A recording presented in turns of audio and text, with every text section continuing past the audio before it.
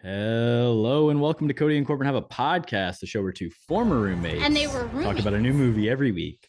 But this week on the show, we're talking about actors who need to fire their agents and hire us instead. As always, I'm your host, Korbin Zvokel, and I'm joined by my co-agent and co-host, Kody Webb. Kody, welcome back to the show. Appreciate it. Thanks so much for having me back, man. Appreciate that intro a lot. There was some discussions that after, recent episodes, we might not bring you back, but we might renew the contract. It is a contract year, I think. Last year, my contract, so got to perform. But yeah, very excited to be here, man. We've been talking about doing an episode like this for a while, I think. So definitely should be a fun time and put ourselves in the real life Hollywood roles here. And I think I have some good projects lined up, but it'll definitely be a fun episode. Well, I'm going to make you explain what we're doing just because this is technically your idea. But before we do that, I just want to say, hey, if you want to be a guest on the show, hit us up. Always looking for new guests. If you're listening to this and you haven't already been a guest, or if you already have been a guest, let us know you want to come on because we're always looking for new people. We got lots of new guests that are going to be coming in the next couple of weeks, which we're excited about. And then the second thing is follow us at KHAP Podcast, KHAPODCAST, Twitter, Instagram, TikTok. Check out our YouTube, Kody and Korbin Have a Podcast. We're doing video versions of the stuff. There's a lot of stuff coming out. Don't want to miss it. And we'd love for you guys to be a part of it as well. True. Yeah, and follow us everywhere. Pretty much, I mean, you can just find like whatever sort of media I think is your favorite. And we're probably there. Like we're on TikTok, we're on Instagram. Maybe you guys have seen a couple of our Instagram reels, which Korbin has been killing it with. You can watch us like face to face on YouTube, Spotify, pretty much whatever you want. I think, yeah, good point there, Corbino. So tell us, Kody, what's happening today? So to drop into this episode, and yeah, if you, like I said, if you listen to some past ones, we may have brought it up briefly, but basically we just went through, picked who we thought had the worst agents, 3 actors and 3 actresses who are currently working today.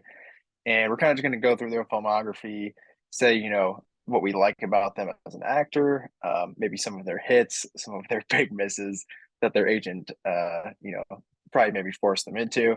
And then as well, at the end, we are going to pitch what we think, if we were their agent, what their next project should be in Hollywood.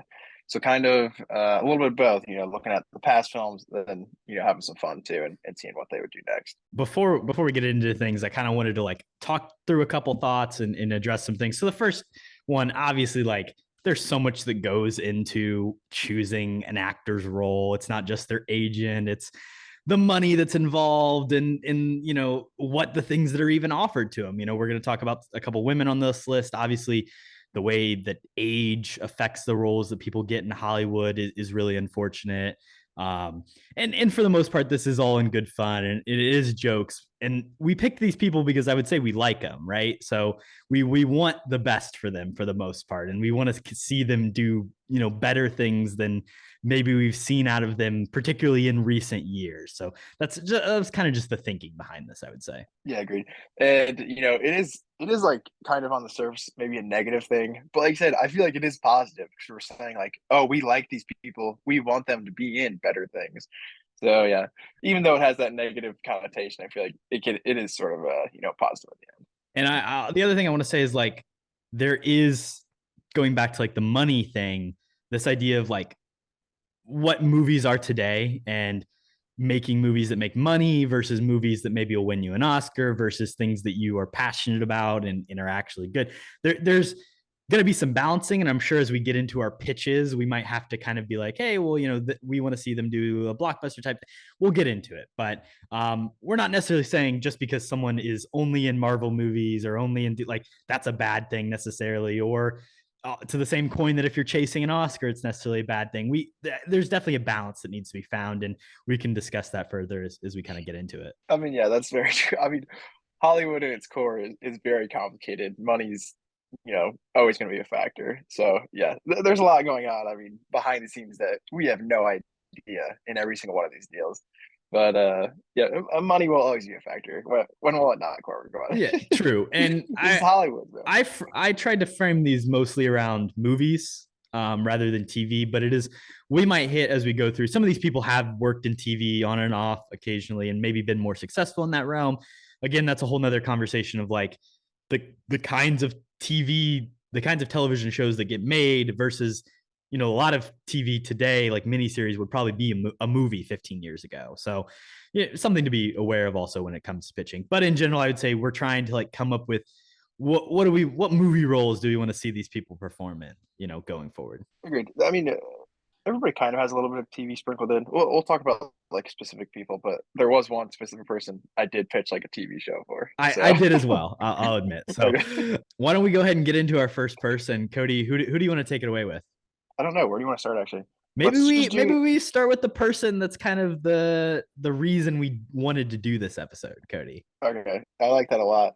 And of course, you're talking about the great Miss Amy Adams, which I actually went back and did some KHAP research as going back to that top 5 actresses pod. If you didn't check that one out, maybe do that just for the history of this one. But in that one specifically, we talked about her being the perfect example for an episode like this. Specifically in the last like 3 years, I would say. Yeah, I mean, everything in the past year that she's been put into. Well, here I've got something for every person. I did the movies they've made since 2019. So here's what she's done.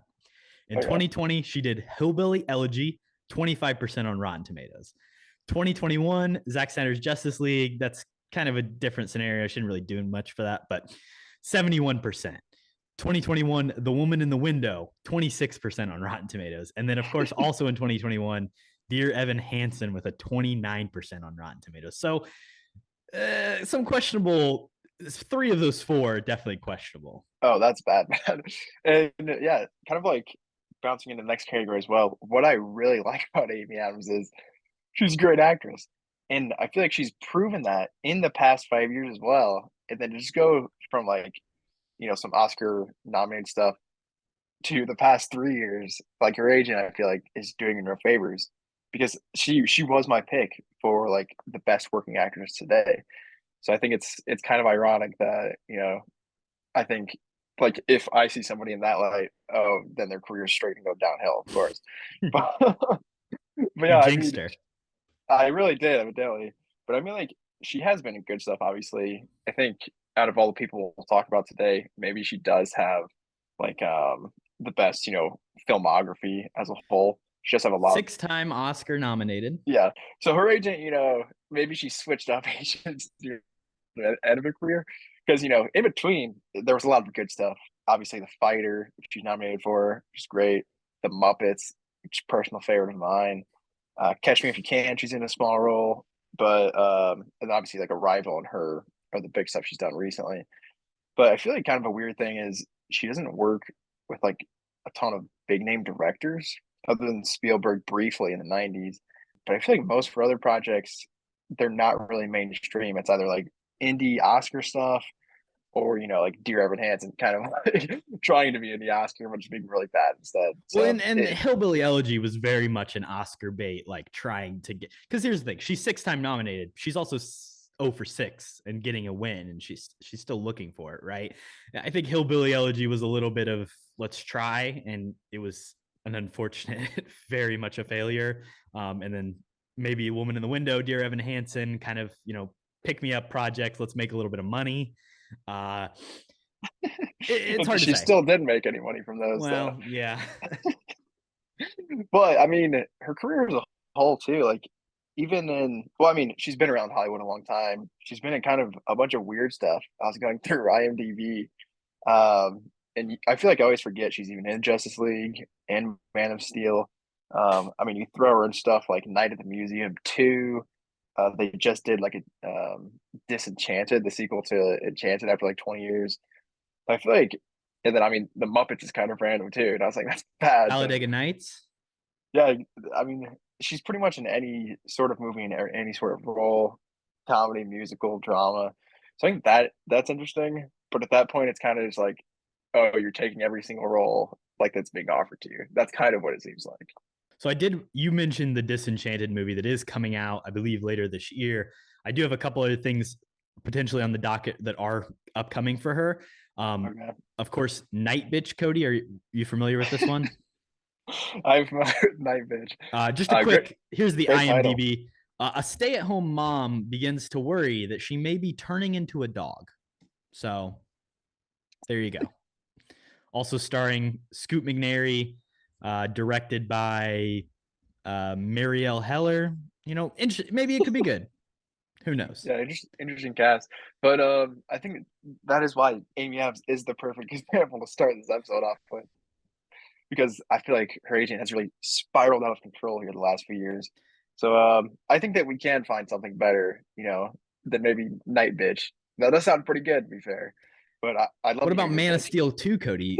Recently announced Oh, that they're developing another Superman project. Does she come back for that? That's a question. yeah. I mean, from what I saw, it said, yeah, Henry Cavill returning.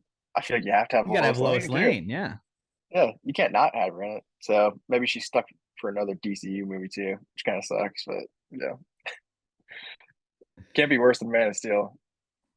I'm curious to hear, Cody. What's your pitch? How do we save Amy Adams' career? Not that she really needs saving, but she's been mighty successful without us. That is true. Yeah, if I'm her agent, I'm going to the big dogs first. I want to, pair with a big director. I was thinking specifically Spielberg again, just because they have worked together in the past, so that wouldn't be that hard. So kind of just whatever's big next, sci-fi project is.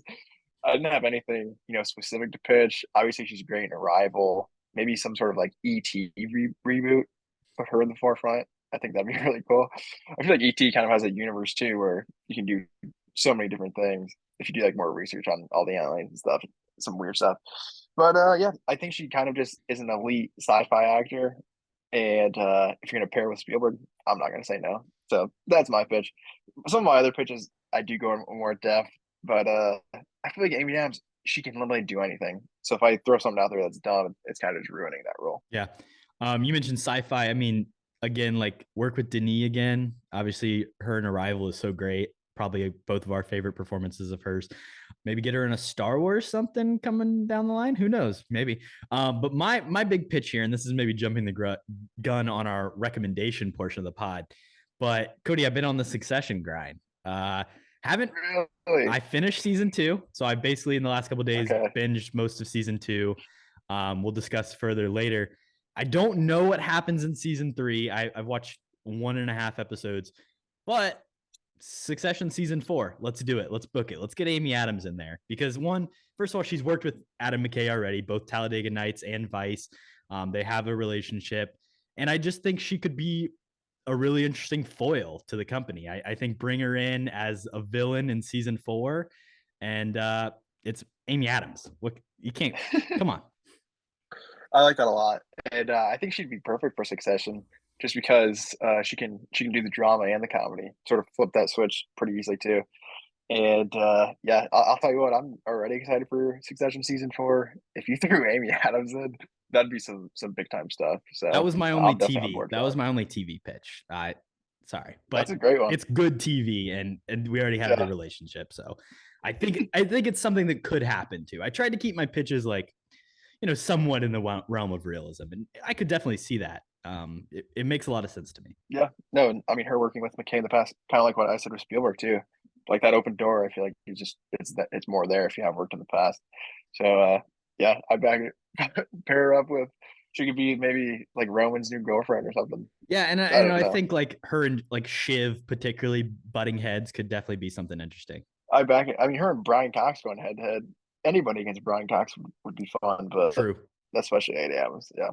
Let's move on to our next person, and I'll take it. Let's hit a guy who has been in a lot of movies, particularly in this year. 4 releases so far. Idris Elba, Cody. He's a man of many talents as well. I think he has been grinding lately. Let me give it to you. So going back to 2019, of course, Hobbs and Shaw, Fast and Furious presents Hobbs and Shaw, 68% on Rotten Tomatoes. Then you also have Cats, which has a 19% on Rotten Tomatoes.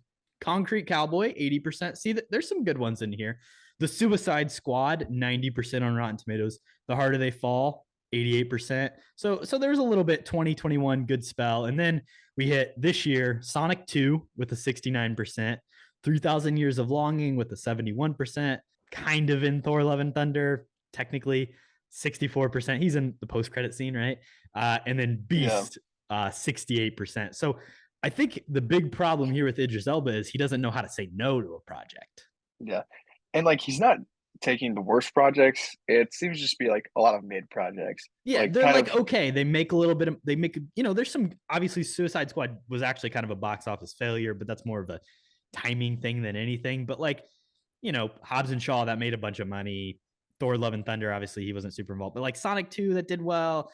3,000 Years Longing, kind of a flop a little bit, but like he's having a good time. He's doing okay, right? I think that is the issue with him right now. I think he is good, like a very very good actor. I'm sorry, but I think he's just kind of picking any sort of role that'll be given to him. Maybe a little bit similar to Amy Adams, but like this guy is a very good actor, I think, and he's kind of just picking roles where he's given nothing to do.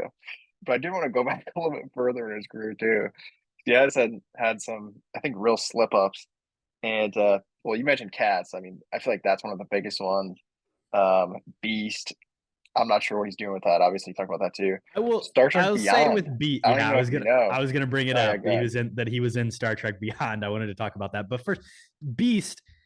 It's different. It's like a mix between Jaws and 1917, kind of. It's like shot in a lot of one shot, and it's like this big monster movie, but with a lion instead. A lot of family values that are important there.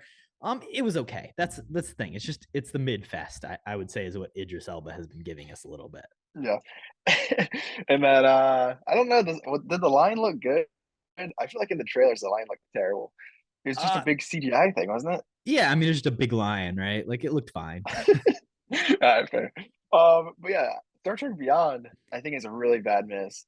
Just because that specific role I think is really, really bad.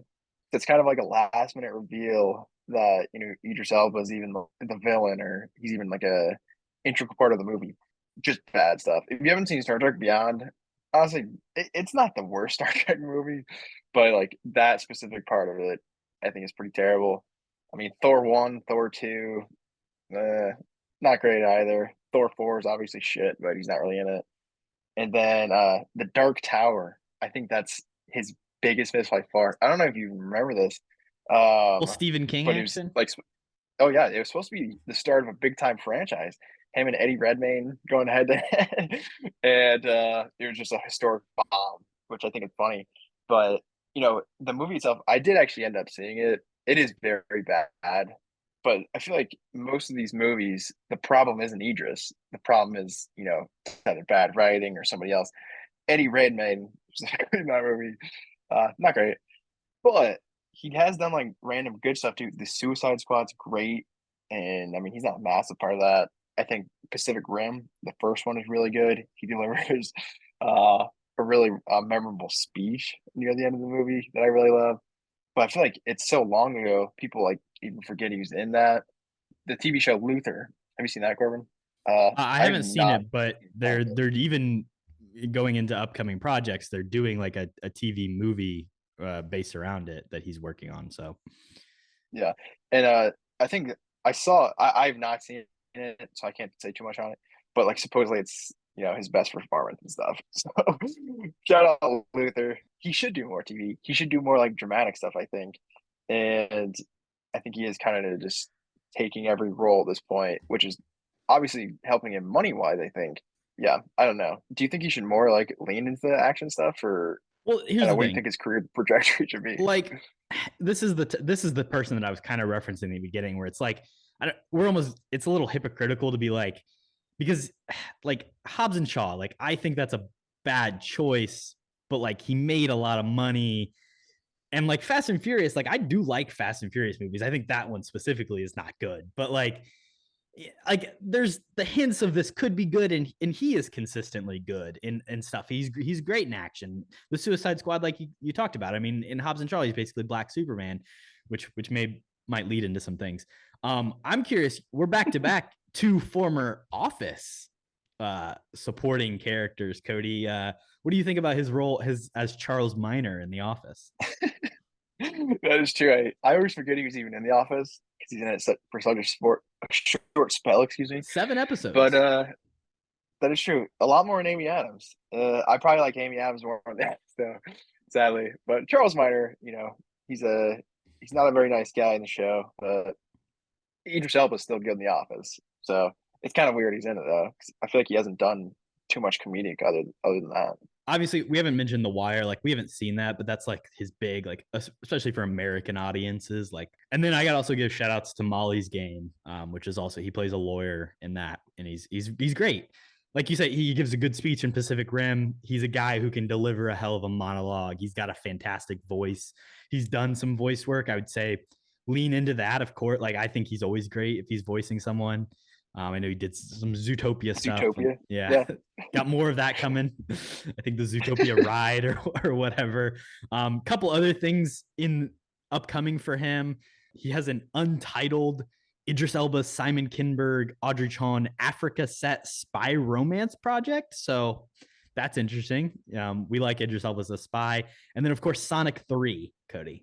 So those are some confirmed projects. He's got to come back as Knuckles. Got to revise that role. But yeah, I think for his upcoming stuff, I'm kind of surprised there's not more. Like, I'm surprised MCU or even like Star Wars or somebody hasn't swept him up honestly yet. But I feel like also the big thing that he's always rumored for, or at least what I've seen, is James Bond. People have been talking, oh, he'd be great as Bond. I think Luther's like a similar sort of detective, maybe spyish thing. I don't know. But I've heard a lot. Oh, who'd be a really good James Bond? Idris Elba. I think that would be good. But for me specifically, what I am going to pitch for him to do next, I really can't talk today. I want him to go straight drama. I think I want him maybe to take the Denzel route where, just take movies like Fences, like just take straight up dialogue, dramatic pieces. Because he has done all the Fast and Furious stuff, I think. I don't think they want him back as Black Superman. Like, I'd like to see him, but they probably won't bring him back. But then he's done, like, obviously comic book stuff. Does he die? I haven't seen that movie for a while. I don't think so. He like gets his powers taken or whatever. I don't know. I think maybe he does die. He gets like something cut off. I don't think it was his head, but maybe his arm gets cut off or something. He's basically just a robot. Cody, so, do you know what his name is? Are you ready for this? It's something stupid. I don't remember that. Brixton Lore. Yeah, I wouldn't have guessed that. Shout out Brixton. But yeah, I think if he goes the Denzel route, it just takes the most serious roles possible. That would honestly be best for his career. My pitch for a specific movie, I think it's a fun one. Sort of like a heist, like The Town-esque movie. Sort of super serious. Obviously not set in Boston. We have a different city for Idris. He's British, right? As well. He's from the UK. I don't, or he's from the Isles. I wouldn't say British, but okay. Well, wherever he's from, we'll make a la The Town-esque sort of. He was born in London. Oh, perfect. Well, London's a great place to have, so that works. So yeah, kind of like I said, just a la The Town-esque sort of heist movie. Maybe just like stealing a diamond in London. British remake of The Town. Honestly, that sounds perfect. I don't know who's playing the Jeremy Renner role. Somebody psycho, but yeah, I think that'd be perfect for him. Sacha Baron Cohen. And my pitch, I'm gonna go the James Bond route because there's been a lot of talk. Let's just make it happen. If we're gonna make it happen, if we're not, then just let's announce somebody. I think we're a year out from the last movie. Let's be real. It's gonna they're gonna do it. So let's just go ahead and announce somebody. My pick. Let's go Idris Elba here. And I do have a director pick, and maybe it would probably never happen because it's almost too on the nose. But my pick is Matthew Vaughn, who has obviously directed the Kingsman movies. He did Kick-Ass, some X-Men movie, right? So yeah, I want the James Bond starring Idris Elba, directed by Matthew Vaughn. What do you think of that, Cody? Is that too funny for James Bond? I think it could be. I mean, Kingsman is James Bond, basically just a little bit of parody in between the lines. But yeah, I think that's about as obvious as a pick as you could make. And yeah, he did. He did make X-Men First Class, which is probably one of the best X-Men movies, no doubt. So I'd be here for it. But it's pretty, pretty obvious pick. Yeah, and he's also English, so they wouldn't let some dumb American do James Bond. He was in The Heart of the Fall. Honestly, anything that's set in a different country, or that's like a period piece, like a just a non like him and you mentioned either like London or America, like anything that's not traditional modern day. I think he can have a lot of fun with. So Western stuff. He obviously is kind of begun to like make some movies about Africa. He did Beast. He's got this Africa set spy romance project. A lot of lanes that it just could go. I kind of do like that. Instead of James Bond, just let him do like the African sort of spy movie. Maybe that's kind of why he's doing that, honestly, because he's been rumored for Bond for so long. Yeah, I kind of like that in hindsight. I say we shoot over back to the women, talk a little bit about Kristen Wiig. That Oh, sound good? perfect. Yeah. Well, I'll tell you what, I'll preface this one just because, I think Kristen Wiig, she is a funny actress for sure. I think she has okay chops. Obviously, my personal favorite from her is Bridesmaids, the classic, rom-com sort of raunchy comedy that it is. Uh, I think that's obviously her peak. I think what she's gone into a little bit more, she's trying to get into like these dramatic roles, which I don't know if that is the best move for her. We'll definitely have to hear what you think on it. But I mean, obviously she's been in like The Martian. I mean, is Wonder Woman like a more serious role? Not really, but I feel like she has gone into more of a dramatic scene. Although her big miss, being Ghostbusters, it's not really dramatic. That was still in comedy. So I mean, she does have some peaks and some drops. Obviously, peak Bridesmaids, probably everything else has been down. Wonder Woman 84, which I did mention, I think she is specifically really, really like poorly cast and just really bad in the movie. So kind of a lose lose there. But other than that, I mean, she's done Despicable Me movies, which have been okay. So I mean, and that's a moneymaker too. So shout out the agent on that one. But I just say in general, like she is usually just miscast and misused because I do think like she is genuinely a pretty funny actress. I agree. Like she is very funny, and the big problem with Wonder Woman 1984 is that the character itself doesn't really fit into the story that they're trying to tell. And she is just like terribly miscast. I do think she is good in The Martian in a more dramatic role, but I would say pretty much everything else has been a miss.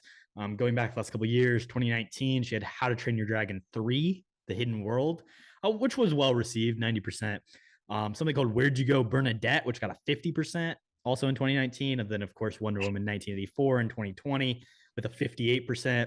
She wrote and starred in a movie called Barb and Star Go to Vista Del Mar, which actually got a 79% critic score on Rotten Tomatoes, but 59 audience wise. So still not super well received, but more of a return to like she's writing something funny at least, which is good. And then also in 2021, A Boy Called Christmas, which got an 83%. But what is this movie? Like, what are these movies? Like A Boy Called Christmas, Barb, like not even stuff that I've really even heard about or even thought about. For me, some roles that I really enjoy, you kind of shook your head at The Martian, but I do think she's good in that. Obviously, Bridesmaids, and she's also pretty solid in The Secret Life of Walter Mitty as well. So she does have some bright spots in there. Upcoming wise for Kristen Wiig, there's really not a lot um, coming down the dish at this current moment.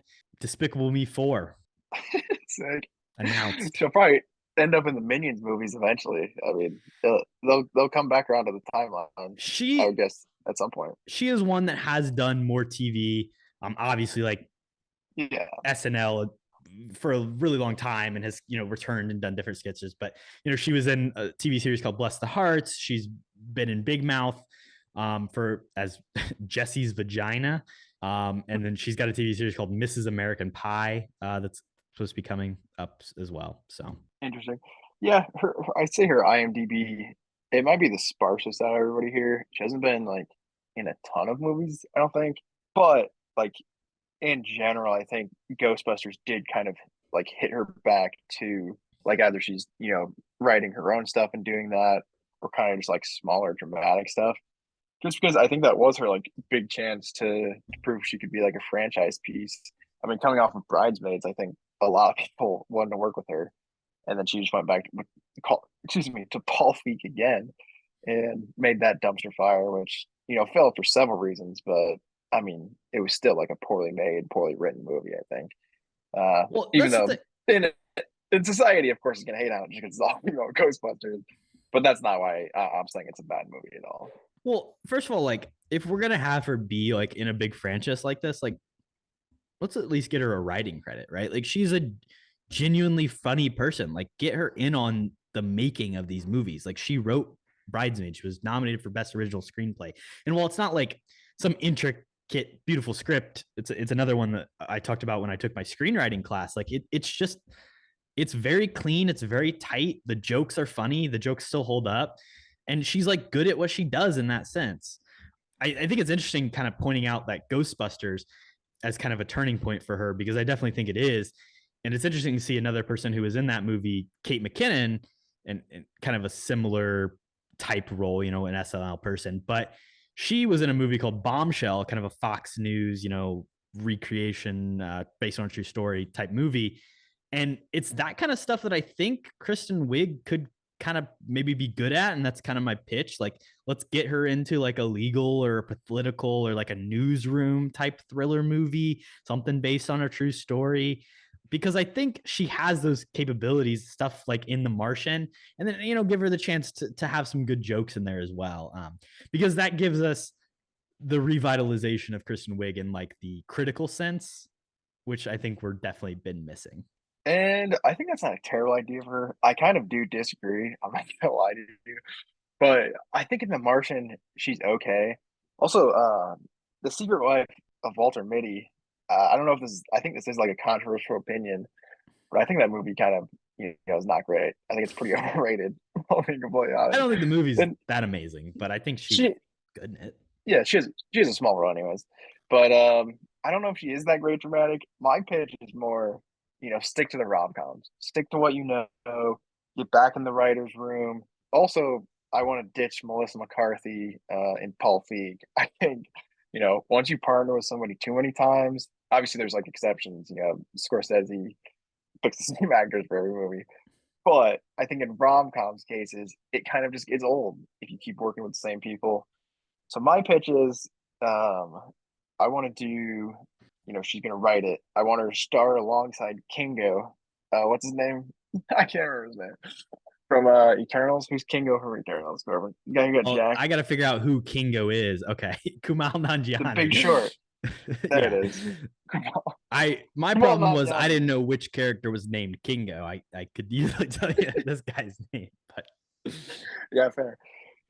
Those are just interchangeable in my head. But anyways, yeah, Kumal and obviously Kristen Wiig, and then to direct, I actually want Olivia Wilde to get her oh, feet, redemption arc. back, yeah, back in the rom coms, away from whatever the hell that movie was. But yeah, I think that would be a fun pairing. Get Olivia Wilde back into more positive, and she doesn't have to write it either. Let Kristen Wiig write it, and so that's my pitch. I think that would be, a better career choice maybe than going into the crazy dramas. But And then the other thing is if she like, you know, doesn't have an interest in like, you know, chasing an Oscar or like going for like the critical thing, let's set her up, give her a 20 picture Netflix deal a la Adam Sandler, and have her do the same thing, but just like with Maya Rudolph and like Rose Byrne, and just like bring all the bridesmaids people back. You know, you said you want that Melissa McCarthy separation, which I can understand, but like just, you know, get the people that are like her close friends and the people that are around her, and like let's make movies like that are fun. yeah, I would really like to see that too. I'm not gonna lie. And for that, you could have Melissa McCarthy on for a couple pictures. I wouldn't be too bad. But yeah, give her the Adam Sandler treatment and just let her have fun. I think that'd be perfect. I think it's really surprising that like after the success of Bridesmaids, that she didn't receive more opportunity to write and even like direct stuff. I think that's also something interesting. You know, give her a chance to direct some things. Yeah, I mean, she really hasn't been like a big critical or audience hit like since Bridesmaids. I feel like that was a decent amount of time ago now. I don't know when that movie was released, like 2012, 2015. I couldn't tell you, Yeah, but it's been a while. I think she suffers more than anybody else on this list from the death of comedy that's happened, particularly at the box office. It's hard to like make marketable comedy movies today. Even stuff that's good, like, you know, Bros just came out, didn't really make a lot of money. And she's got, you know, the fact that she's a woman going against her. And I don't know. I think she deserves better for sure.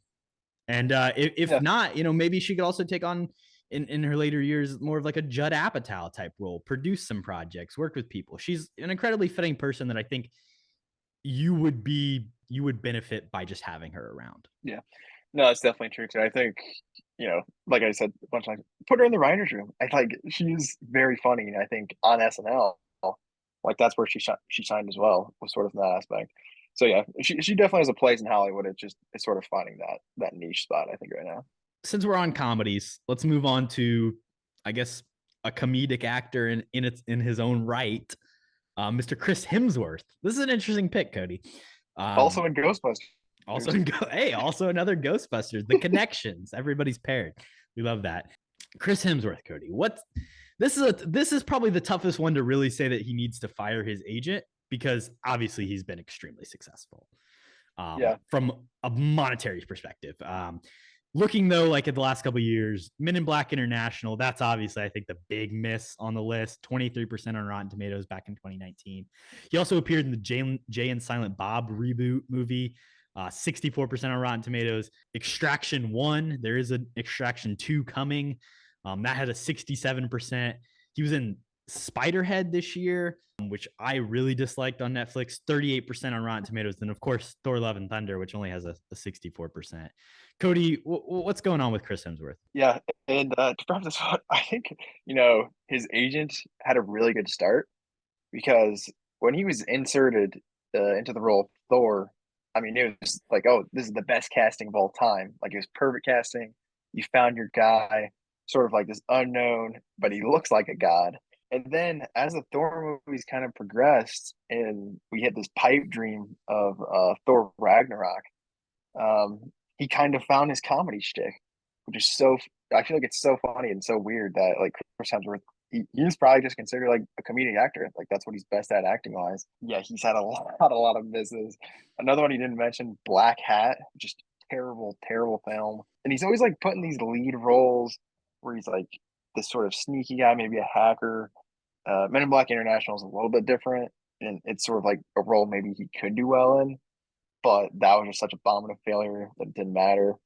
Um, I mean, he tried to start sort of another mini franchise, kind of in the Disney realm with Snow White and the Huntsman, which again is just atrocious stuff. And I believe that got a sequel too somehow.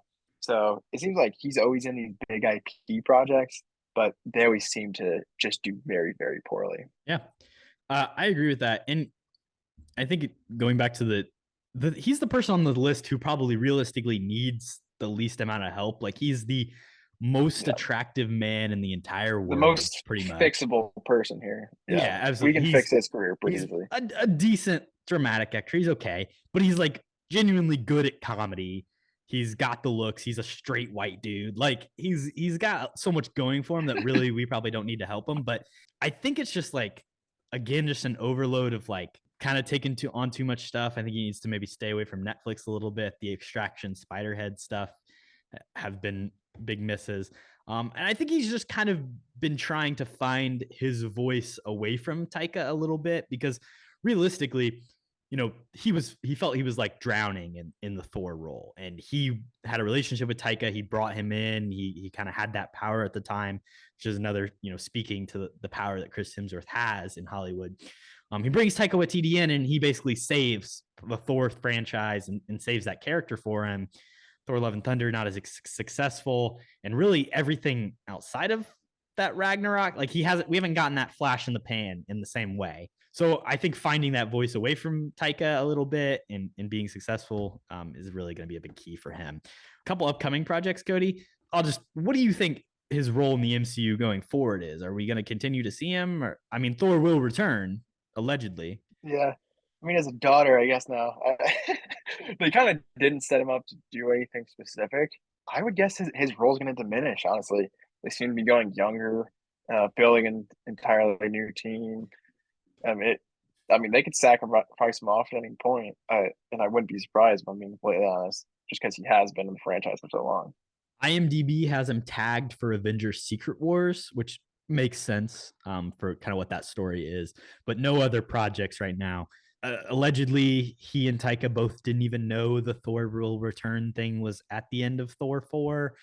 I don't know how much I believe that, but there's definitely some question marks. Other roles, he's going to be in the Mad Max prequel Furiosa. Interested to see with that. Anya Taylor-Joy as well. Definitely potential to be pretty solid. He's going to be playing Hulk Hogan in a Hulk Hogan biopic. And then, of course, Extraction 2, the sequel to Extraction. Yeah. That Hulk Hogan biopic, I mean, that sounds like it could be decent. I feel like maybe if Adam McKay, who we already brought up in this episode, if he was directing that, maybe that'd be really good. But I feel like doesn't have a director right now, yeah, allegedly. and I feel like that movie could go any way. Like it could be a comedic sort of parody of Hulk Hogan, or maybe he's gonna be trying to be like super serious, like Hulk Hogan drug movie. I don't know, but it sounds interesting. To go back as well to some of the roles, I think Chris Hemsworth is a good actor. A couple specific movies, I think he's good in Rush, which I think you don't like as much. And probably Daniel Bruhl is a little bit better in that movie than him, but he's still decent. And then Cabin in the Woods as well, which again, those are both like early on in his career too. But sort of Cabin in the Woods does have that more comedic tone to it, which I think, Hemsworth is obviously much better in. Ragnarok as well. I mean, they got 1 out of 4 movies right. So I guess that's good. I don't know if that says he's a great actor. And then I don't even know if you know this, but he is actually in a Star Trek '09 as well. Uh, did you know that? Or I did know, yes, Cody. no? He plays Captain Kirk's father, who just sacrificed himself at the beginning of the movie. Spoiler alert. But he's George good. Kirk. So yeah, Georgie boy. Yeah, for his upcoming stuff, I feel like obviously he is still in the MCU, and that's going to be his main priority probably for now. Did you know But that was his I mean, first movie, Cody? Star Trek '09. Yeah, yeah, Yeah. I did know that actually. Good bit of trivia, but it really blossomed a great career after that, I guess. But I don't really know. I feel like it could go kind of multiple ways. He could just be in the MCU for 20 years, or like, oh, he could be like this new slapstick comedy guy, and maybe he is like making movies with Kristen Wiig and stuff in the future. Like, I could see that happening 100% too.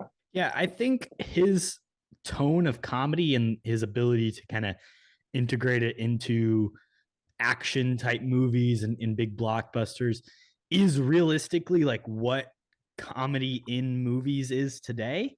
So like he has that perfect mold of like what an actor in 2022 that like is funny can and do, like because he's hot and funny, like realistically, like that's what it is, right? Yeah. I think for me, like my pitch, first of all, there's the lauded 22 Jump Street Men in Black crossover. I don't necessarily think it was a Men in Black International crossover, but it's not too late, Cody. People think it's too late, that it's dead, but it's not. We can save it. We can make this happen. And if we're not going to make it happen, him and Channing Tatum together in a movie, arch nemesis, maybe, Cody? What I mean, Cody, they're basically the same person, but what do you think about that? Put him and Channing up against each other. I love that honestly, and I know Jonah Hill. We probably said this before, but Jonah Hill literally said like that was one of the funniest scripts he's ever read. Was the Men in Black, crossover 22 Jump Street. So I would definitely be down. I think just for the memes, and it probably is just like a ridiculously funny script. Yeah, I mean pairing those two guys And as we can well get Tessa would be Thompson fun. back too. Like that. The thing is, Oh like the yeah, Men in Black International should have worked. Like Chris Hemsworth and Tessa Thompson at the front of that movie, like that on paper, like makes sense, but I don't know. I mean I think they have really good chemistry too. I feel like that movie was kind of just set up for failure from the beginning. Just trying to launch a new franchise, in that world at that specific time. It's kind of like nobody cares if you're not going to do it with Will Smith at that point. But yeah, I mean, you could get Tessa Thompson back easily, and I think like yeah, her and Chris Hemsworth are really good together. If you throw in Channing Tatum and Jonah Hill, I think that would be a banging cast. But yeah, no one will ever listen to us probably. And the other thing, this isn't really a pitch, it's kind of a question, but like I thought we were gonna get like more Thor and Guardian stuff, but we're not. I don't think so. I think that was set up obviously as Guardians of the Galaxy at the end of the Avengers movies. But it seems like it's over already. They had their 15 minutes of fame in Thor 4 and they're just gone. So I don't know. my real thinking here is that like kind of James Gunn's humor, and honestly, like specifically the way he's done with John Cena and Peacemaker, I think like Chris Hemsworth could also fit very well into that. Like Peacemaker season 2, maybe bring in Chris Hemsworth as the villain or something like that. I mean, I could also see that. I think James Gunn has the potential to write well for Hemsworth. I love that actually. I think that's a great pick. I feel like putting him in a wacky comedy like that, I think he would fit the tone perfectly. Um, and I mean, the season one villain kind of sucked anyways. Probably just writing wise. But yeah, I think that'd be perfect. I did also want to pitch a TV show in a sense, and I do want to continue his character from Star Trek '09. Uh, There's not enough Star Trek TV show. I agree. I agree. But this one, it will be a little bit more, excuse me, leaning into that comedic stuff since that is, what he likes to do a little bit. Maybe have Taika direct a couple episodes. I don't know. He did some Star Wars, Mando ones, which are decent. Can we But make it a yeah, I think it'd mockumentary, Kody? Can we make it a Star Trek mockumentary? that'd actually be sick. It's like the Office version of Star Trek with Chris Hemsworth at the helm. I think that's perfect. That's the best pitch I've ever heard on the show. Wow. Well, it doesn't get any better than that. So maybe we should move on to the next one. These next two are kind of a little bit different than the other ones, and I think particularly like there's lack of success maybe dates back a little bit further and are definitely two people that aren't super in the popular eye. Let's talk about the first one. Halle Berry, Kody, hasn't made a ton of movies recently, but this is the only person on our list who has won an Oscar all the way back in 2002. She was nominated for Monsters Ball, won Best Actress. And, here we are 20 years later, and it's like maybe this person should have had a bit better of a career, in the last couple of years. 2019 she was in John Wick Chapter 3, which is a good movie, and I think she's actually pretty good in. And then she had her directorial debut with a movie called Bruised in 2020, 49% on Rotten Tomatoes. And then of course this year Moonfall, which is a movie that came and went. I did not see, and I'm not upset I don't about think it. anybody. I'm not too sure 36%. anybody saw it. Yeah, Yeah, the moon fell or Roland. something. I don't know. Roland loves his disasters, but yeah, I think that is the big thing with Halle Berry. Kind of like you said, she is a good actress. I mean, you don't just win an Oscar, off pure luck out here. Monsters Ball, that is probably the peak, sadly, of her career. One other thing, obviously you're just talking about her newer stuff. She's been in, a lot of garbage. I would say, Oh yeah. specifically Catwoman. I think you could throw that one out there pretty much at any time, and that's pretty much a career ender. But I mean, there's tons of other stuff that I don't really like her in. Cloud Atlas, The Call. I don't know if you've seen that. It's really bad. Die Another Day, which is like the worst Bond movie. She's in that one, unluckily. So I think maybe this is a little bit the agent's fault because she did have a good start to the career. She even like got in the X-Men I mean, that's franchise. the thing. She was all over she was early to the DC Marvel. I mean, she almost, maybe that kind of hurt her because she was in both True. worlds of that so early before they really kind of like found their footing. Yeah, and I mean that is actually I'd never thought about that. She's only one of the few people who's like in both DC and Marvel properties. So maybe DC was just mad, like she signed a bigger picture deal with Marvel or something, like forced her to be in this terrible Catwoman movie, which is funny. But I think in general, this is her agent's fault because it was such a good start to the career, and then it was just like every single project she did next just like kept knocking her down a peg, and her reputation kept getting hurt more. And now like she's kind of forced to, I feel like, be in these terrible Roland Emmerich movies, and like it's kind of a lot of smaller picture stuff or like big budget, bombs. Cloud Atlas is another one that I know like just pretty much just bombed at the box office. I do like her a lot in Days of Future Past, where she's in it for 10 minutes and then gets killed off. So shout out Storm, fun character. Yeah. She's also pretty decent. She shows up in Kingsman Golden Circle as a little bit of a different character. She's not bad there as well. Like the stuff that like has been good, she's usually not at the center of, which is unfortunate. It's a lot of supporting roles recently. Upcoming for her, she has a movie called The Mothership that's coming out, or is in pre-production, post-production. It's a sci-fi movie directed by the guy who wrote Bridge of Spies. I don't know. Could be interesting. I'll probably check it out. You got me sold on sci-fi Halle Berry. There you go. It's in post production, so we're almost there. We'll get it. The trailer's probably coming pretty soon. Yeah, for sure. Kody, I'm curious. What's your pitch for Halle Berry? What do you think she needs to go next in her career outside of the mothership, of course? Right. Of course, can't take her off the mothership.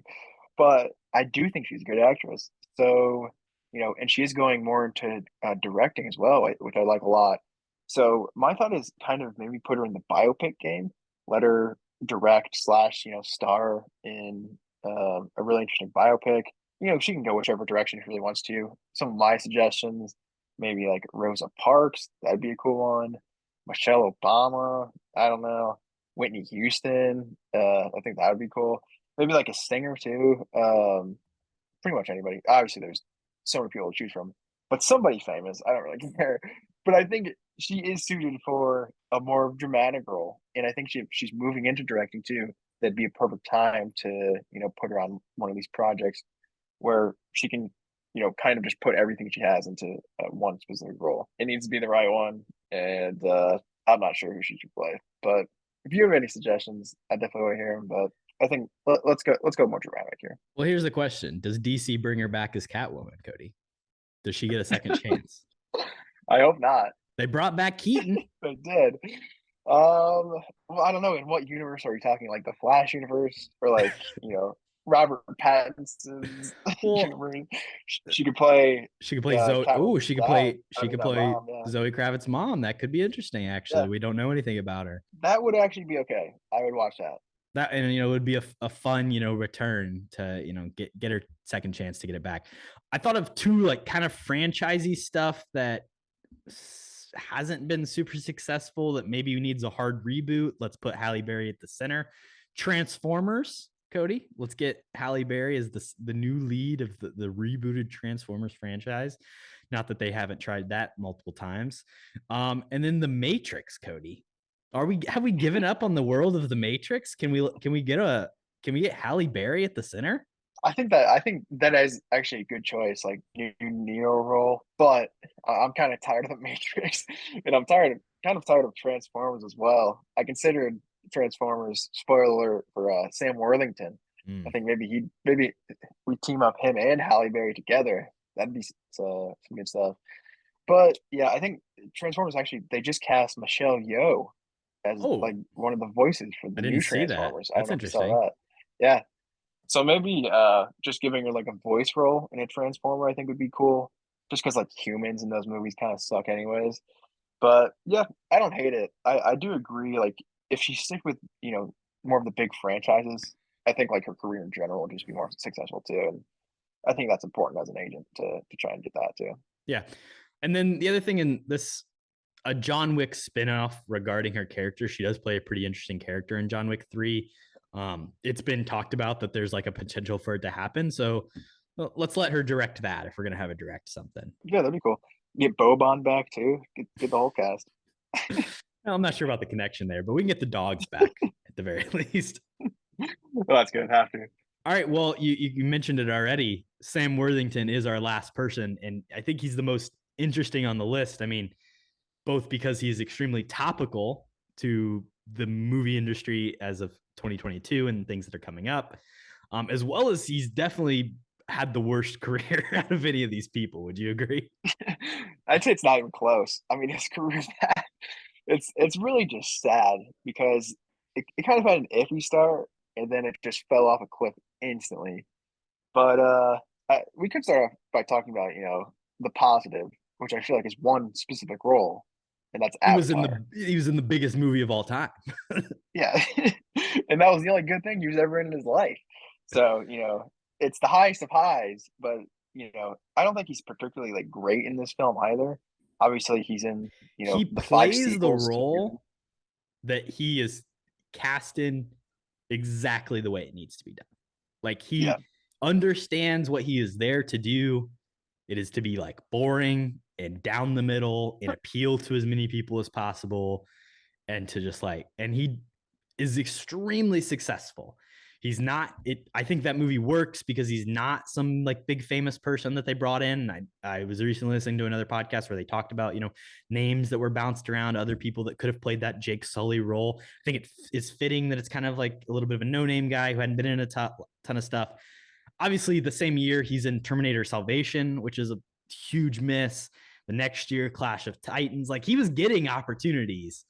And I think that he got those opportunities and none of them were even close to living up to the success of Avatar. And that's how we end up with where he's at now, which beyond Avatar coming out later this year, The Way of Water, of course, he was also in a movie called Nine Bullets this year, Kody. 0% on Rotten Tomatoes. Oh, wow. 19 reviews, 0%. I think that's really hard to do, honestly. Last year, he was in a movie called The Last Son, 9% on Rotten Tomatoes. Also in a movie called Lansky, 62%. And in 2019, he was in a movie called Fractured, 59%. Upcoming stuff, he has a million different Avatar sequels that he'll be in, which is very exciting for him. Not really, but he is going to be in the next 4, I think. Sick. Shout out to him. And then also he has like 5 other movies that are in post-production, not counting the Avatars right now, which I think that's maybe just a response of, hey, this guy's coming back. He's going to be in The Way of Water. Let's get him into some movies. Let's try and bank on that. So he's got a lot in the tank. I'm not necessarily confident in any of it, but excited to see Jake Sully return to the silver screen here in December. 4 more times. Yeah, 4 more times. I mean, the thing with the Avatar sequels is I don't understand, like why they filmed so many of them back to back to back. But like for his career, it's great. So I mean, his agent kind of did a good thing, obviously finding him the one role that will make his career. But yeah, like you said, Terminator Salvation, it might be worse than like Terminator 3, which is just a god awful movie. But I think Terminator Salvation is actually the worst in the franchise, which is saying a lot. So shout out there. And then yeah, Clash of Titans. I think they also made a sequel, Wrath of Titans. Could be wrong, Wrath of the Titans, whatever. But I did see Clash of the Titans. It's not good. I saw it on FX, I think, when I was like in 8th grade or something. Hated it. So and there's another movie as well you didn't mention called Man on a Ledge. Have you ever heard of that movie, Corbin? I think so. But tell me more, Kody. Tell me about Man on a Ledge. Yeah, it's pretty simple. Basically, Sam Worthington is just a man on a ledge, and for some reason, I'm familiar with this movie. I saw the trailer again when I was really young for some reason, and I know he's stuck in my head because one of the worst trailers I've ever seen in my life. Basically, he's just like out there. Ed Harris is like this rich guy he's trying to get revenge on. He's like fake being on a ledge, like while his buddy Jamie Bell is like stealing all this guy's money. But it's just like the worst dialogue. And Sam he's just like yelling at people like out on this ledge. It's like a very yelling at Elizabeth Banks. Yeah, Elizabeth Banks is like the agent trying to talk him off the ledge or whatever. It's good stuff. But I would say that is probably the biggest downfall of his career. It's just he was in a lot of bombs too. I feel like everything you mentioned isn't really he doesn't come out with anything big budget anymore. Just because when they put him in these movies, and like every single one of them failed, basically. He also was in Everest, and then a couple good positive notes I will throw out here. He was in Hacksaw Ridge, so shout out to that. He plays the military guy really well. If you look at his IMDb, he's lieutenant this, captain that. Like he's got a lot of those roles in different movies. And then also this year, he was in. I haven't seen it, but the Under the Banner of Heaven TV miniseries that Andrew Garfield starred in as a supporting actor that was pretty well received, and I think got some nominations. So there's some okay spots in there, but there's just like so much bad stuff. He's also voiced a character in multiple Call of Duty games. So there you go. I didn't know that. That's funny, and I was actually going to mention that too. I do think he's an okay actor. He kind of has like this hard ass persona thing, just to keep up appearances. I think since the Avatar role, but I think he is okay in that role. Like it's not like the most memorable thing, but it's like like that makes sense. He would be a military officer or something. So yeah, and Hacksaw Ridge, I did want to shout out as well, just because I think probably that is his best performance. Just because I mean, like you said, he doesn't really do anything crazy in Avatar, so I'd probably give that one his best. But yeah, I think going forward, like it really just depends on the role, but he's not like the worst actor ever. He just had like really bad luck, I think, with a lot of his casting. Yeah. What's your pitch, Kody? What do you want to see him do? Yeah, obviously, other than the 5 Avatar movies, so he should have some more time on his hand than in the past 10 years. But I was thinking, honestly, like go to the comic book world, go to the MCU, go to the DCU. I don't want to really keep him in that military role. I kind of want to switch it to maybe a more likable character. I don't know if he can play like a super likable guy, but I want to see him try more. I mean, he does that a little bit. Maybe we'll see that more in Avatar too. He has a family and stuff now or whatever. But my specific thought of where I wanted to place him in, I thought maybe in Secret Invasion, since it is a little bit more self-serious anyway, and you probably could have those military vibes a little bit. But instead, I want him to play like the scroll. He's like a scroll rebel who's like helping out Sam Jackson. So him and Sam Jackson are kind of buddy cops, whatever, going through it. But yeah, in a show, I think would be smarter to put him in as well, just because he's had a bad track record with movies. So maybe moving him to Marvel TV, and then I was kind of like a Miss Marvel thing, have his own little sideshow. But then if it goes well, you can move him up into the movies. I think a more likable, role should help his career a little bit at this point. Yeah, if I was gonna stick him in a Marvel project, I think Thunderbolts would be like a good move That'd be a good one potentially.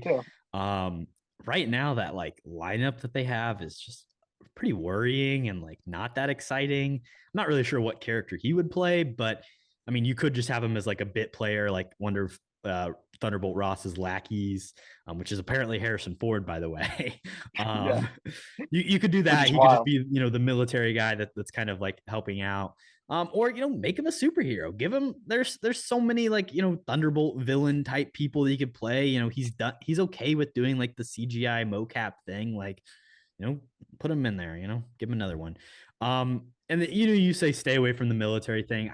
I think if you got a lane, then maybe stick to it. If Uh, it ain't broke, if it ain't broke, damn straight.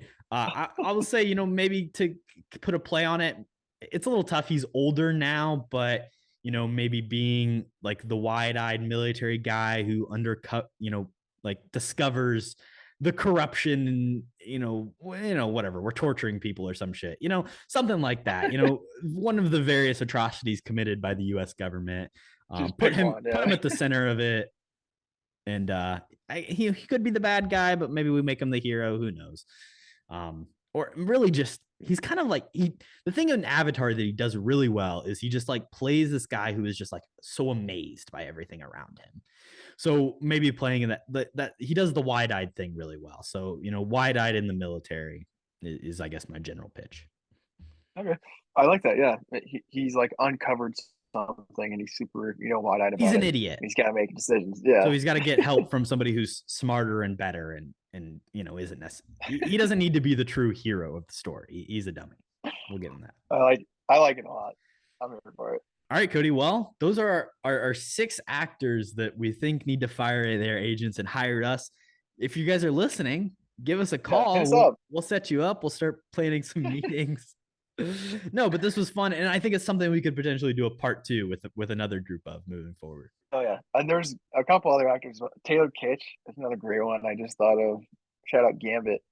But yeah, there's a lot of not great agents in Hollywood, so we could definitely continue the series. Let's move on to We Have a Podgorithm. Expansion pack season 4, baby. Expansion pack blockbuster returns. All right, the movie is here we go, Logan. Oh, nice. Also topical. I'll get us started. I don't think we've talked about this on the podcast. Kody obviously announced Hugh Jackman returning as Wolverine in Deadpool 3.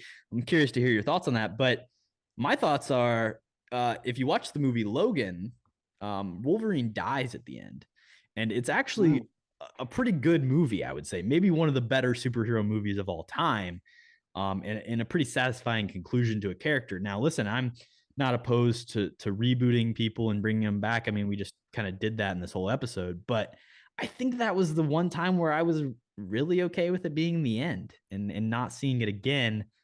So that's my take. Logan, Yeah. the last movie is what it should have been. What do you think, Cody? Well, I mean, technically in that timeline it was. I do agree with you. I think it's really not a great choice to bring him back just because it was such a good conclusion. But if I'm being honest, I don't really care that much just because I'd love to see him in a Deadpool movie. And I think it's just going to be a wacky trip of, Deadpool and Wolverine in the MCU. I'd like to see them interact with basically every character just in this movie, just for the heck of it. But yeah, I don't know. I think Hugh Jackman coming back, it's probably, and like we were saying this whole episode, just for the money. I'm sure they're paying him a crap ton of money because, I mean, that character clearly has an ending to its story. He's been playing it for 50 years. But yeah, that movie's great though, by the way. And shout out Patrick Stewart. I think one of the more underrated performances of the decade. I think he's unbelievably good in that. But yeah, Logan, if you have not seen that movie, and this is me being like a big X-Men fan too, like go check it out. There's no question. Like I think it's one of the best from the past few years, no doubt. Really good stuff. All right, and let's move on to our recommendations. I drink your milkshake. I drink it up. Cody, let's talk about it. Let's talk Succession season 2. So spoiler alert, obviously if you haven't seen it, I would recommend it. I think the season kind of started slow. I had a little bit of struggle getting into it. It took me a while, but I once you get to like the middle back half, there's some really good stuff in there. And the thing about Succession is like there's so many moments where like stuff happens on screen and there's not even like dialogue or like they just show you a lot of stuff happening. And it's very much like you kind of have to deduce what's going on and make, like these assumptions about what it means for the characters.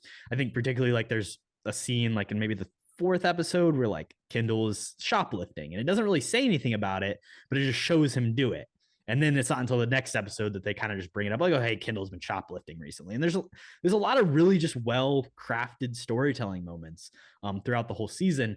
Now, getting into the twist, Cody, I don't love it because it's literally the exact same twist as the twist at the end of season 1, which I think is my big problem. What do you think about that? And that's kind of what I said as well. I mean, the structure of the season is pretty much like the exact same thing, and it's similar in season 3. I'm not gonna lie, but I think season 2. I don't know. It's probably my second favorite. I think season 3 is probably better. Again, no spoilers, but I really love Kendall's arc in season 2. Just because even the two things you mentioned, like him stealing batteries, he's clearly just like in a terrible situation that he can't get out of with his dad. And at the end, he ends up finding a way, seems out of it. So I don't know. At the time, I don't know. The twist in season 2, I think, is better than season 1. I guess it has that going for it. Since I mean, it seems like every season is kind of just a build up to that, and whichever season doesn't like more successful, I guess is better. But this is the one with who's the family they're trying to buy out? Holly Hunter is what you're. Yeah, Holly Hunter. Yeah, it's the girl from Batman v Superman with the Pierce Granny's family. peach tea. Yeah, Yeah. She's I got also, her of mixed up course, with Story in the past. This is incredible. Yeah, true. But no, she's great. I think what they do great in the show too is like every like supporting guest star they have is just lights out. Like the actors they bring on just as like extra characters are always like the best of the best. So yeah. What else? I mean, how far along are you in season 3? I don't want to say anything. Just like 2 episodes in, so we can report back probably next week. Did you like season 2 or season 1 better? I enjoyed from the start season 1 better, but I think as a whole piece, I would say season 2 is better. I think. I think the scandal stuff is really interesting, and that as obviously it was kind of present in the first season, but with a big media empire, like there's a lot of like this movie is really, or sorry, the show is really well written, and it's also like feels very like real in a lot of ways, and like stuff that could happen and has happened for sure. So definitely cool to see. I think just the end of the season just kind of there was a lot of like, what's going to happen. And it definitely drew me in, and I wanted to continue watching at the end. Yeah. And I think like specifically all of the Congress stuff with like Greg and what's his face, Tom, I think is probably the best part of the season. I think that's some of the funniest stuff too. And I like season 2 better than season 1 just because Brian Cox. Like Brian Cox is unbelievable, I think, like past season 1. So that would be why I lean that way more. But yeah, there's a lot of iconic stuff in season 2. Good show. One of the best out there right now. For sure. What, you got any other recs for us, Kody? What have you been into? I have a lot of recs. I've actually been watching quite a few movies out here. So I got a list here. First one, well, actually, I think Blade Runner, excuse me, was the first one I watched out of those. I like it a lot. I've seen parts of it, and I'm gonna watch Blade Runner 2049 upcoming here probably in the next couple of days. So excited for that. But yeah, I mean the complexity of this movie, and I did watch like the final director's cut or whatever. So I'll have to look into more of just like the history and what is actually going on in some of it, because it is kind of confusing if they're saying Harrison Ford, is he a replicant? Kind of seems like he is, but I don't know. But good movie, really like just one of them you think about probably like a couple days after you watch it too, which is always good. And the setting I think is ridiculous how Ridley Scott set that up, and everything looked like it holds up. It still looks great today, like all the effects, all the spaceship stuff. So it's a little slow, really great achievement for a modern audience. Yeah, I think it's really good. If you haven't seen Blade Runner, check it out. Great villain. The next movie I watched. Have you ever heard of the movie Locke, Robin? Yeah, I've seen it. Yeah. Yeah. I think it's great. Tom Hardy driving in a car. Doesn't get much better than that. But I think the script on this is dynamite. And I'll tell you what, I can't believe how like invested I was in the movie where a guy literally just drives in a car for an hour. Yeah, it's really good. Tom Hardy, I don't think he was nominated for it. That's a travesty. And then also I looked at the cast, and evidently Tom Holland is one of his sons. He's got like he literally has like 2 lines, but it's like one of the first appearances of Tom Holland, which I thought was like funny in hindsight. But yeah, that's a good one. And then I also checked out. Yeah, I forgot about that too. One of their first ones I probably ever heard of, honestly. But as well, I watched La La Land and The Royal Tenenbaums. La La Land, I'm not a massive musical guy, but I do like Damien Chazelle a lot. Gosling and Stone are great, but with all the expectations, I would probably say it's a little overrated. I definitely think Moonlight's a better picture. Not much contest. I gave it 4 stars. I think it's good. And then The Royal Tenenbaums, which another Wes Anderson flick. I've been getting into Wes Anderson lately. I think like past couple months I've watched Fantastic Mr. Fox, Grand Budapest Hotel, now The Royal Tenenbaums for the first time. I think The Royal Tenenbaums is probably my favorite out of that bunch. It's kind of just like got that extreme like weirdness and quirkiness to all the characters, to where they seem like ridiculously believable. Like these are the rich kids who were kind of spoiled growing up. But I think it's great. I think the standout, funny enough, is Willy Wonka himself, Gene Wilder. I think he's. Oh no, that's not who that is. No, is that who's the lead guy? It is Gene Wilder, isn't it? You're gonna have to cut that out. I think. Who plays Lex Luthor? It's Owen Gene Wilson. Wilder. What are you talking about? No, who plays Willy Wonka? Oh, Gene Wilder plays Willy Wonka, but is he in the Royal Tenenbaums? No. What's that guy's name? Gene Hackman? Gene Hackman. There it is. You got your genes mixed up. I did. Good genes. But I think Gene Hackman, that's his name. I think he is very good in that movie. Ben Stiller as well, obviously.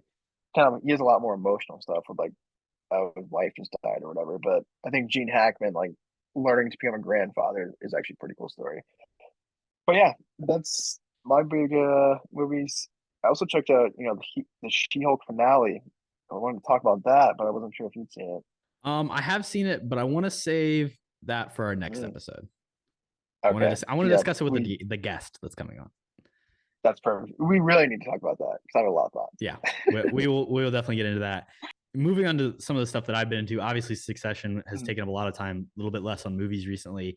There's a couple horror things that I've been checking out, but that I also want to save for our next episode because our next two episodes are going to be horror themed.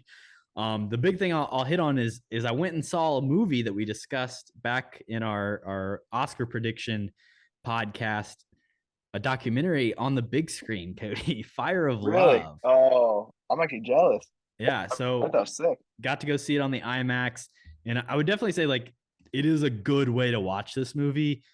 The stuff that these two captured, Katya and Maurice Kraft, the two centers of the story, the stuff that they were able to capture is truly incredible. Like the hours and hours of footage, and they made tons and tons of movies on their own, and they did so much great work to save a ton of lives and also further like our knowledge of volcanoes.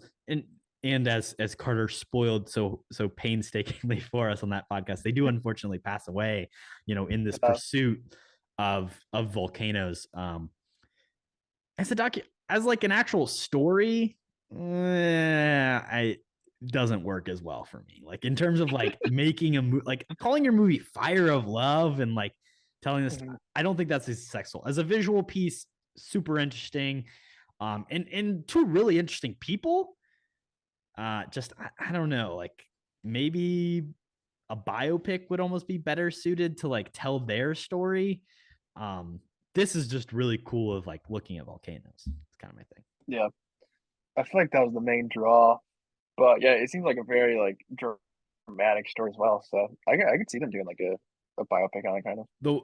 The one thing that I'll say is there's a kind of a moment in the movie where it's like Maurice talking, and his essential the reason they turned so heavily to volcanoes and they were so interested in this is they like were so disillusioned with like modern society and like the pains of like the failures of humans and like the wars that were being fought and like the disregard for other human life. So they were like, you know what, fuck it, we're gonna stay away from people and we're gonna go and just like be into volcanoes. And I admire cool. that. Yeah, that's a cool train of thought, honestly. Yeah. Neat for sure. But yeah, that's really all I got in the way of recommendations for this week. Got another big movie day planned tomorrow, so we'll report back in the next one. I'm excited for that. Hey, and playoff baseball, it's been great. What did I say? We've had some exciting games. We had lots of upsets still going. The National League's been crazy. Yeah, shout out the Phils and the Padres. Big time upsets. A little worried about what the Astros are going to do to everybody, but yeah, Yordan Alvarez is pretty good.